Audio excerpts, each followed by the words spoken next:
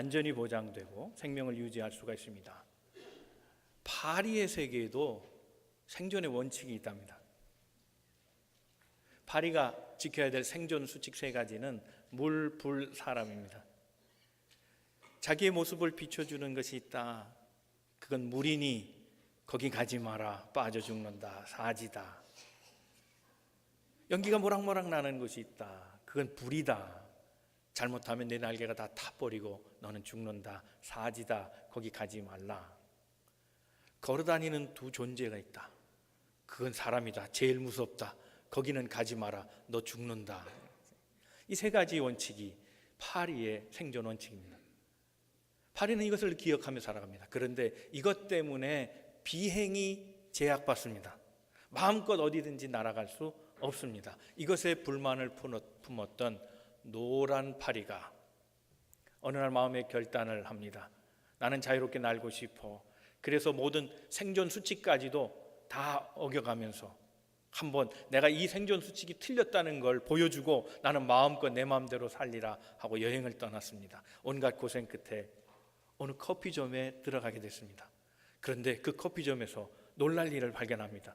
그 생존 수칙 3가지가 한꺼번에 거기다 있었습니다. 자기를 비춰주는 검은 물이 있습니다. 아, 이게 사지구나. 그리고 김이 모락모락합니다. 불처럼 느껴졌습니다. 아, 이게 사지구나. 거기다가 2 다리 가지고 걷는 짐승. 아, 사람이 거기서 커피를 먹고 있으니 야, 여긴 위험한 곳이다. 그래서 경계를 했는데 갑자기 오기가 발동합니다. 그래, 나는 안 죽을 거야. 괜찮을 거야. 생존 원칙 3가지가 틀렸다는 걸 내가 한번 증명해 보일게 하다가 그만. 사람이 커피를 먹을 때 빙빙 돌리는 걸 몰랐습니다. 빙빙 잔을 돌리는 바람에 거기에 소용돌이가 치고 회오리 바람이 불어서 쏙 빠져 죽게 됐습니다. 죽으면서 유언을 남겼습니다. 아, 내가 생존 수칙을 지키지 않아서 죽는 게 너무나 억울하다. 그러나 어차피 인생이 후회할 것 하는 거 아닌가. 그러나 나는 쓴맛, 단맛, 뜨거운 맛 다 보고 할 거 다 했으니 죽어도 좋다. 그러더랍니다. 작업장에도 수칙이 있습니다. 안전모를 써라, 장갑을 끼워라, 선글라스를 써라, 보호막을 해야 된다. 장비는 잘 치우고 정돈해라. 다시 쓸 때에는 문제가 없는지 점검하고 써라 등등 여러 가지 생존 수칙이 있습니다. 이 안전 수칙을 지키면 불편해도 평안합니다. 생명을 유지할 수가 있습니다. 안전이 보호됩니다. 신앙도 똑같이 수칙이 있습니다. 신앙의 수칙을 지키는 것, 그것은 좀 쉬운 일은 아닙니다. 불편할 수도 있습니다. 거북할 수도 있고 행하기 어려울 수도 있습니다. 그러나 이 신앙의 수칙을 지켜갈 때 거기에 생명의 안전이 있고 거기에 평안이 있게 되는 겁니다. 인생 누구나 삶의 위기를 만납니다. 그 위기를 막아낼 수 있는 신앙의 수칙은 무엇인가? 이제 시리즈를 통해 계속 말씀을 나눠보고자 합니다. 오늘은 재정의 위기입니다. 오늘 우리는 다 인생의 재정의 위기를 누군가 다 만나고 있습니다. 그 위기 때에 우리의 신앙의 원칙을 어떻게 살아가고자 하는가? 그 말씀에 대한 대답을 오늘 설교 말씀을 통해 얻으시기를 바랍니다. 그래서 신앙의 원칙의 시리즈가 계속될 때마다 우리 신앙관리 잘해서 올 한 해 우리 모든 성도들의 삶에 평화와 안녕과 안전이 항상 함께 하시기를 주님의 이름으로 축원합니다. 우리 옆에 분 서로 권면하시고 말씀 듣겠습니다. 하나님은 오늘도 당신을 향한 계획을 가지고 계십니다. 첫 번째 생각할 것은 우리가 신앙의 위기, 그 가운데 경제적 위기를 당하면 우리가 내 자신 누군가 하는 것을 정확하게 알게 된다는 겁니다. 존 파이퍼라는 사람이 이런 책을 썼습니다. 돈, 섹스, 그리고 권력. 이 책의 71페이지 이후에 보면 이런 얘기를 합니다. 사람은 돈의 원칙을 가져야 된다. 재정의 원칙이 있다라고 설명하면서 그 재정의 원칙이 10계명에 들어가 있다. 그렇게 설명하고 있습니다. 특별히 10계명 중에 첫 번째 계명과 제일 마지막 10번째 계명이 재정에 대한 원칙이다, 이렇게 얘기합니다. 첫 번째 계명이 무엇인가? 나 외에 다른 신을 두지 말라 하는 겁니다. 그 다음에 마지막 10번째 계명은 내 이웃의 것을 탐하지 말라는 겁니다. 그럼 이 둘은 무엇인가? 이 두 계명이 다 재정의 원칙이라고 하는데 무엇인가? 이렇게 설명합니다. 남의 이웃의 것을 탐하는 것은 곧 욕심이고, 그 욕심의 주체는 돈이라는 겁니다. 성경은 말하기를 돈은 곧 만몬이고 우상이며 신이라고 얘기합니다. 나 외에 다른 신을 두지 말라. 곧 욕심을 내는 것은 하나님 아닌 다른 신, 만몬신, 돈을 쫓아가는 삶이라는 겁니다. 그래서 이 둘은 결합이 된다 하는 얘기를 합니다. 수긍이 됐습니다. 그런 것 같습니다. 우리가 일상의 삶을 살면서 이 재정의 원칙은 우리 계명 안에 잘 지키고 살아가는 것처럼 보입니다. 그런데 우리도 세상 사람하고 다르지 않을 경우가 있습니다. 위기의 때에 그렇습니다. 위기를 만나면 신앙인도 비신앙인들과 똑같이 처신할 때가 있습니다. 사랑하는 성도 여러분, 삶의 극명한 위기를 만나면 그제서야 본성이 나오게 됩니다. 어려움을 만날 때에도 악의 본성이 나오지 말고, 육의 본성이 나오지 말고 선한 본성이 나오고 우리의 신앙이 표현되기를 주님의 이름으로 축원합니다. 오늘 본문의 말씀입니다. 17절 말씀 한번 다 같이 읽겠습니다. 시작. 내가 이 세 세대에서 부한 자들을 명하여 마음을 높이지 말고 정함이 없는 재물에 소망을 두지 말고 오직 우리에게 모든 것을 후히 주사 누리게 하시는 하나님께 두며. 디모데전서는 바울이 디모데에게 전해준 목회의 서신입니다. 목회를 잘하라고 한 것입니다. 디모데는 여러 가지 어려움을 겪었습니다. 그는 젊은 사람입니다. 목회 경험이 별로 없습니다. 그래서 목회를 하는데 여러 가지 장애를 만나면서 고심했습니다. 선생된 바울이 이 문제에 대해서 풀어줍니다. 당시 디모데가 사역했던 교회는 일부의 부자들이 속을 썩였습니다. 이들을 보니 이들은 점점 부가 더해갈 때마다 마음을 높였습니다. 즉 점점 더 교만해졌습니다. 그리고 하나님께 소망을 두고 신앙생활을 하는 것이 아니라 재물에 소망을 두고 살아갑니다. 재물이 희망이고 재물이 곧 힘이다라고 생각합니다. 재물만 있으면 평안을 얻고 재물만 있으면 안전하다라고 생각하고 살아갔다는 겁니다. 그들에겐 신앙이 무효했습니다. 백약이 무효했습니다. 그래서 그들을 향하여 디모데에게 얘기합니다. 그들에게 가르치라. 부자들에게 명하라. 마음을 높이면 안 된다. 교만하면 안 된다라고 얘기합니다. 이 말은 부자들에게만 해당하는 말이 아닙니다. 누구에게나 다 그렇습니다. 소위 돈이 삶의 주체가 된 사람들은 부하거나 가난하거나 부가 더해갈수록 마음이 교만해질 수 있는 마음을 갖고 있습니다. 누구나 그렇습니다. 그러므로 조심해야 합니다. 누구나 재물이 많아질수록 재물에 희망을 걸고 살아갈 때가 더 많이 있다는 겁니다. 그러므로 조심하라고 말씀하고 있습니다. 사람은 극명한 위기에 처할 때 그때 사람 본질이 나옵니다. 권력의 경우도 마찬가지입니다. 마음이 욕심으로 가득한 탐욕 어린 정치인에게 최고의 권력을 주면 그는 파쇼가 될 가능성이 있습니다. 무자비합니다. 마음대로 통치하며 백성의 삶은 고려하지 않습니다. 반대로 그가 가졌던 권력을 잃어버릴 위기에 처하면 그는 사람을 죽이기까지도 합니다. 자기의 권력을 유지하기 위해서 무자비하게 사람을 죽입니다. 어떤 위기에 처하면 그 사람은 본성 그 악을 드러내게 되어 있다는 말입니다. 여러분, 우리 예수 그리스도의 십자가를 한번, 이 십자가는 극의 고통을 얘기합니다. 극한의 어려움, 고통, 최상의 어려움을 말하고 있습니다. 예수님 이전의 십자가는 악인들이 당하는 것이었습니다. 그 십자가에서 모든 악인들은 악의 본성을 토해냈습니다. 탄식을 쏟아냅니다. 그 십자가형을 받으면서 고통의 소리를 내면서 원망과 불평과 절망의 소리들을 냅니다. 그리고 쉽게 죽지도 않습니다. 며칠 동안 마치 걸려 있으면서 포를 뜨는 것 같이 물과 피를 다 쏟아내 말라버리면서 그래 며칠 후에야 죽고 마는 참혹한 형이었습니다. 모든 세상의 사람들, 악인들은 그 십자가에서 악한 본성을 드러내고 말았습니다. 그러나 예수 그리스도의 십자가는 다릅니다.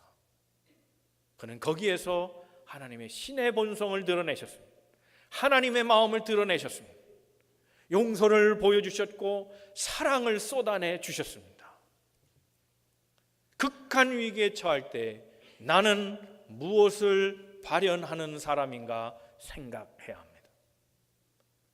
경제적인 위기가 왔을 때 나는 참 믿음을 보여주는 사람인가? 아니면 세상 사람 똑같이 불평하고 원망하고 절망하고 탄식하는 사람인가? 그것을 보여줄 수 있어야 합니다. 성경은 어떤 것이든지 마치 옥합이 깨져서 그 본성을 드러내는 것처럼 인생의 위기가 왔을 때 반드시 선, 악 간에 무엇이든지 드러내고 만다고 얘기하고 있습니다. 마태복음 12장 25절 말씀, 35절 말씀입니다. 다 같이 한번 말씀 읽겠습니다. 시작. 선한 사람은 그 쌓은 선에서 선한 것을 내고 악한 사람은 그 쌓은 악에서 악한 것을 내느니라. 사랑하는 우리 만남의 교회 성도 여러분, 재정의 위기가 와도 선한 것을 내어놓기를 바랍니다. 선한 본성을 드러내시고 참 믿음을 보여주시고 절망하지 마시고 소망의 말을 하며 탄식의 소리를 내지 말고 희망으로 다시 삶을 꾸려가는 믿음의 성도의 삶을 보여주시기를 바랍니다. 사람은 위기를 당해도 망하지는 않습니다. 그러나 그 위기에 나는 어떤 삶을 취하고 살아가느냐는 매우 중요한 일입니다. 믿음이 충만한 여러분 되셔서 어떤 위기에도 절망하지 마시고 믿음을 보여주는 우리 모든 성도들 다 되시기를 주님의 이름으로 축원합니다. 두 번째 생각할 것은 돈 때문에 사람을 잃을 수도 있고 더 나아가서 하나님도 잃을 수 있다는 사실을 기억해야 합니다. 돈을 잃는 것보다 더 문제는 사람을 잃는 게 문제 아니겠어요? 자, 두 사람이 있습니다. 근데 빵은 하나입니다. 자, 어떻게 배분할 겁니까? 둘의 빵 두 개면 큰 문제는 없을 겁니다. 그런데 빵이 하나였습니다. 어떤 경우에 시비가 생깁니까? 정확하게 자르지 못할 때입니다. 하나는 크게 보이고 하나는 작게 잘라졌을 때 다툼이 일어나죠. 그러면 이런 사고를 어떻게 미연에 방지합니까? 서로 약속하면 됩니다. 자르는 건 누가 한다. 그리고 선택하는 건 누가 한다. 가위바위보 결정하면 됩니다. 그것에 승복하자. 그래서 선택된 사람들이 자르고 그리고 나눠주면 됩니다. 이것을 합의하면 큰 문제가 발생하지 않을 겁니다. 그런데 더 좋은 방법이 있습니다. 선한 사람의 경우는 나눔의 싸움이 일어나지 않습니다. 사랑하는 친구라면, 사랑하는 형제라면, 부모와 자식이라면 이런 문제 가지고 다투겠습니까? 잘랐습니다. 똑같이 자르진 못했습니다. 그런데 형이 얘기합니다. 동생 먼저. 네가 큰 거 먹어. 아이고 형님 큰 거 드세요. 저는 지금 농심라면을 선전하는 게 아닙니다. 그런 마음으로 살잖아요. 아들아 네가 더 큰 거 먹어라. 아유 아버지가 큰 거 드세요. 사랑하는 사이라면 다툼이 일어도 아름다운 다툼을 하지, 미덕이 있는 다툼을 하지, 생존을 놓고 생명을 놓고 싸우지는 않습니다. 그런 사람이 돼야 합니다. 성경엔 이런 모습을 보여주는 아름다운 미덕의 이야기가 있습니다. 창세기 13장에 나오는 아브라함과 롯의 이야기입니다. 아브라함과 롯은 동행인이었습니다. 애굽을 같이 갔습니다. 애굽에서 살다가 이제 이주할 형편이 되어서 베델로 갑니다. 베델의 터를 잡고 있다가 베델과 아이 사이에 그 사이에 장막을 치고 경영을 하는데 풍성해졌습니다. 목축이 때를 이루었습니다. 땅은 좁고 한계가 있고 자신들이 길렀던 목축들은 점점 많아지면서 문제가 생겼습니다. 물 부족 그리고 목초지가 부족해진 겁니다. 결국 이것 때문에 다툼이 일어납니다. 하인들끼리 싸우게 됐습니다. 그때 아브라함이 제안합니다. 이건 좋지 않은 일이다. 우리는 싸우지 말자. 하인들도 다투게 하지 말자. 우리 서로 약조하자. 더 큰 땅으로 가면 될 것 아닌가? 왜 이 작은 땅에서 싸우는가? 우리에겐 더 큰 땅이 있다. 자, 선택하자. 네가 왼쪽으로 가면 나는 오른쪽 가고, 네가 오른쪽 하면 나는 왼쪽 할 테니 네가 먼저 선택하라고 얘기합니다. 그런데 그 두 땅은 똑같은 땅이 아니었습니다. 분명 차이가 나는 땅이었습니다. 한쪽 땅은 요단의 땅이고 그 땅은 옛 에덴의 땅과 같았습니다.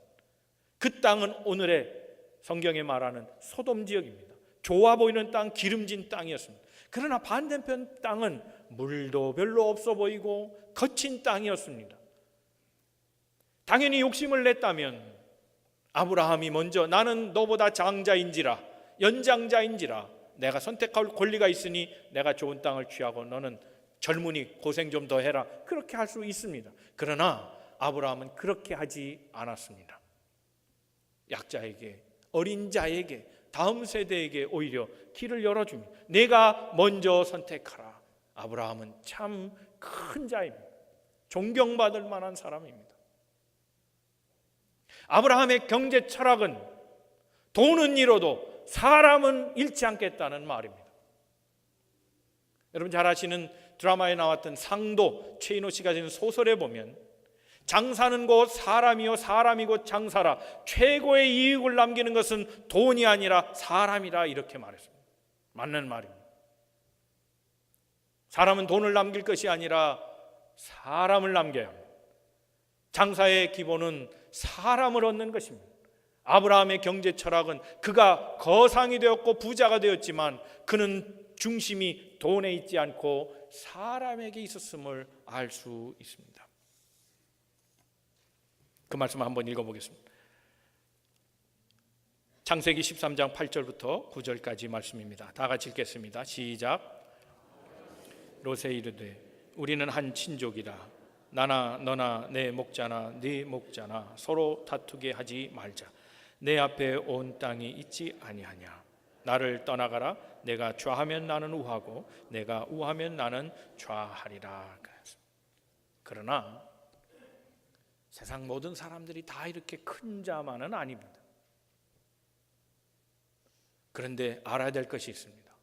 이렇게 욕심을 부리고 살다가던 하나님마저 잃어버릴 가능성이 있습니다. 돈 때문에 사람을 잃는 것, 그 욕심으로 사람을 잃는 것은 물론이거니와 하나님까지 잃어버릴 가능성이 있습니다. 성경에는 그 하나님을 잃어버린 자들을 십자가의 원수라고 설명하고 있습니다. 빌립보서 3장 18절 이하의 말씀입니다. 다 같이 읽겠습니다. 시작. 내가 여러 번 너에게 말하였거니와 이제도 눈물을 흘리며 말하노니 여러 사람들이 그리스도의 십자가의 원수로 행하느니라. 그들의 마침은 멸망이요 그들의 신은 배요 그 영광은 그들의 부끄러움에 있고 땅의 일을 생각하는 자라. 그랬습니다. 이제도 눈물을 흘리며 말하노니, 가슴 깊은 곳에서 지금 얘기하고 있는 겁니다. 많은 사람이 십자가와 원수가 됐다 얘기합니다. 적은 수가 아닙니다. 많은 자가, 큰 자는 일부고 많은 자가 하나님을 잃어버리고 살아간다. 십자가의 원수로 살아간다. 십자가의 원수가 누구냐? 자기의 배를 신으로 삼는 사람, 자기의 신이 곧 배인 사람, 즉 욕심으로 살아가는 사람, 물질로 살아가는 사람이라는 것. 그들의 영광은 부끄러움은 끝나는데 죄를 회개하기커녕 도리어 죄를 자랑하는 자요, 그들의 삶은 땅의 것만 생각하는 삶이다라는 겁니다.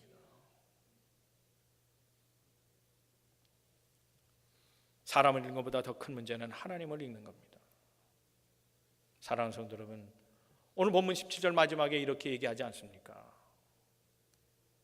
마음을 높이지 말고 재물에 소망 두지 말고 후히 주시되 그것을 누리게 하시는 하나님께 마음을 두고 살라 얘기합니다.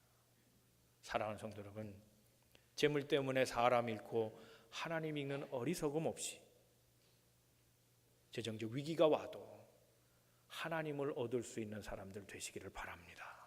하나님께 마음을 두고 소망을 두고 믿음으로 살아가는 우리 모든 성도들 다 되시기를 주님의 이름으로 축원합니다. 세 번째 생각할 것은 하나님의 자녀는 돈을 선하게 사용할 줄 아는 사람들이라는 겁니다. 18절 말씀 같이 읽겠습니다. 시작. 선을 행하고 선한 사업을 많이 하고 나누어 주기를 좋아하며 너그러운 자가 되게 하라. 선한 사업하고 나누어 주기 좋아하고 너그러운 우리 모든 성도들 되시기를 주님의 이름으로 축원합니다. 성경에 보면 마가복음 10장에 예수님을 따르려고 했던 한 청년을 소개하고 있습니다. 이 청년은 젊은이였습니다. 이 젊은이를 보면서 예수님은 아마 흡족해 했던 것 같습니다. 겉모양을 보고 예수님은 참 흐뭇하게 생각하셨습니다. 21절에 보면 예수님은 이 청년을 사랑스럽게 보셨다 그렇게 말하고 있습니다. 사랑으로 얘기하셨습니다. 우리 교회도 그렇지 않아요? 젊은이 오면 너무 사랑스럽지 않아요? 우리 교회 젊은 세대들이 가득 차기를 주님의 이름으로 축원합니다. 지금 젊은이들 들어오면 무지 사랑받을 것 같아요. 엄청나게 사랑받을 것 같아요. 예수님이 그렇게 생각하셨어요. 젊은이가 따라오니 이게 얼마나 사랑스러운지. 그의 행적을 보면요, 사랑받을 만했어요.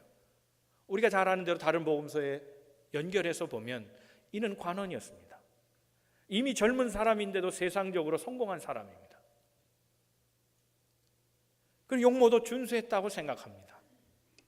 그런 사람이 10장 17절에 보면 예수를 발견하고 뛰어왔다 그랬습니다. 뛰어온 사람, 즉 열심히 있는 사람입니다. 그리고 예수를 바라보면서 무릎을 꿇고 얘기합니다. 겸손할 줄도 아는 사람이었습니다. 그리고 예수를 향해 말합니다. 선한 선생님이요, 남을 존경할 줄도 아는 사람입니다. 예수님과의 대화에서 이렇게 말씀하십니다. 내가 율법을 지켰느냐? 그 청년이 대답하기를 이 모든 율법은 제가 어려서부터 지켰나이다. 매우 도덕적이고 반듯한 청년입니다.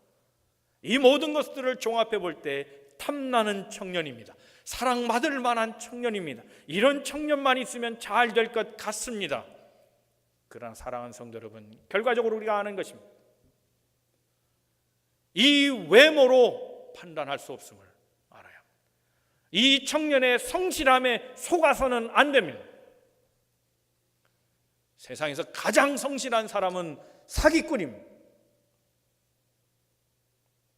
놀라지도 않으시네. 왜요? 사기꾼은 목적을 이룰 때까지 얼마나 성실한지 뭐. 제가 한국에서 사역할 때 교회 사기 사건이 일어났어요. 한 신도가 왔다가 떠나는 1년 사이에 그 성도가 떠나간 다음에 12억이 증발해 버렸습니다. 교인들로 하여금 다 재정적인 사기를 치고 떠나갔습니다. 그 1년여 동안 얼마나 성실했는지, 새벽기도 맨 앞자리, 매일 교회 올 때마다 새로운 신앙서적을 끼고 오고, 많은 사람들에게 밥 대접하고, 교육자들에게 각종 필요한 것 다 사주고, 사람들의 마음을 싹 뺏어놓고 이 사람이야말로 우리 교회 가장 충실한 일꾼이다라고 생각했는데 1년 지나서 10억을 털어갔습니다. 얼마나 성실했던 사람인지 모릅니다. 사람의 외모로 판단할 수 없습니다. 그 성실함으로 얘기할 수 없습니다. 진짜 속은 따로 있습니다. 그 영적인 깊이를 발견해내야 합니다. 예수님은 이 청년에게 그 속에 담겨진 것을 보셨습니다. 내가 가진 모든 물질을 가난한 자에게 주고 나를 따르라 했습니다. 이 청년이 가슴에 한 방 찔림을 받고 마음에 근심하여 떠나갔습니다. 예수를 따르지 않았습니다. 그는 물질로 돌아갔습니다. 버리지 못하고 예수를 쫓지 못한 사람 되어 그는 여전히 물질의 주인이 되어 살아가고 말았습니다. 그가 다시 돌아왔다는 기록은 성경에 존재하지 않습니다. 예수님은 하나님을 따르는데 방해되는 것을 가지고 있는 그를 보셨습니다. 물질이 신인 그를 보셨습니다. 물질이 신인 사람은 결국 궁극적으로는 물질을 따라가게 되어 있고 만몬을 따라가게 되어 있고 세속을 따라가게 되는 걸 주님이 아셨습니다. 사랑하는 성도 여러분, 버려야 얻는 겁니다. 청년에겐 돈이 우상이었습니다. 우상은 하나님을 대체할 만한 것입니다. 하나님 외에 다른 것을 사랑하는 것입니다. 이 우상을 버리지 않으면 하나님을 따를 수 없습니다. 혹 우리 가운데는 버리지 못하고 주를 따르는 분은 없습니까? 물질을 비롯해서 우리의 모든 과거의 나쁜 습관이나 죄의 모습을 가지고 그럼에도 불구하고 주를 따른다고 착각하고 있는 분들은 혹시 계시지 않습니까? 다 버려야 합니다. 바울은 다 버리고 주를 쫓았습니다. 우리가 보기엔 필요한 것까지라도 다 배설물로 여기고 그리고 주를 쫓아갔던 사람입니다. 그러나 성경은 다 버린 것이 손해라고 가르치지 않습니다. 버려야 얻는다고 가르쳤지 버리면 손해라고 말하지 않습니다. 희생은 헛된 것이라고 얘기하지 않습니다. 희생해야 살아난다고 말씀하고 있습니다. 곧 희생과 포기는 손해가 아니라 오히려 축복인 것을 얘기하고 있습니다. 버리는 것은 잃는 것이 아니라 도리어 생명을 얻는 것임을 오늘 본문이 분명하게 말씀하고 있습니다. 19절의 말씀입니다. 다 같이 말씀을 읽어봅니다. 시작. 이것이 장래에 자기를 위하여 좋은 터를 쌓아 참된 생명을 취하는 것이니라 그랬습니다. 요한 웨슬레는 이렇게 얘기합니다. 첫째, 모든 성도들은 열심히 일하라. 최선을 다해 일하고 깨끗하게 일하라. 두 번째, 열심히 일하되 다 저축하라. 많이 저축하라는 거예요. 세 번째, 그 저축한 돈을 선한 일에 다 써라 이렇게 얘기합니다. 사랑하는 성도 여러분, 우리가 물질을 버린다는 의미는 무엇입니까? 내가 있는 어카운트 다 빼서 모르는 사람에게 다 나눠주는 것을 말합니까? 그런 것은 아닙니다. 베풀고 살라는 겁니다. 돕고 살라는 겁니다. 여러분, 물질의 주인이 되지 않으려면 나눔을 배워야 합니다. 나눠주지 못하는 사람, 베풀지 못하는 사람은 결과적으로는 물질이 신이 되어 있는 사람입니다. 물질이 우상이 되지 않으려면 자꾸 빼내야 합니다. 그래야 자기가 정화됩니다. 섬기고 살라는 겁니다. 어르신들 많이 계시지만 한번 따라해 주시겠어요? 제가 선창할 테니까 따라해 주세요. 베풀고 삽시다. 이게 사람 말은 의지거든요. 이왕이면 좀 크게 해주시면 그러겠다 한데 적게 얘기하시면 한번 다시 해주세요. 베풀고 삽시다. 자, 여러분 이게 수긍이 되시고 긍정이 되시면 이제 옆에 분에게 이제 인사하세요. 밥 한번 먹읍시다. 이게 안 되는 거 아니에요? 우리가 베풀고 살자는 건 다 긍정이 되는데 다 하는 얘기를 하는 건데 새삼스러운 얘기 아니에요. 모르는 거 아닌데 밥 한번 먹읍시다가 이게 안 돼요. 그래서 칼빈은 그런 얘기했습니다. 진짜 신앙은 호주머니가 열려야 신앙이다 그랬습니다. 남에게 베풀지도 않으면서 베풀고 사는 것처럼 착각하면 안 되잖아요. 그러는 사이에 우리가 물질이 주인이 돼버리는 거예요. 빼주세요. 조금씩 빼세요.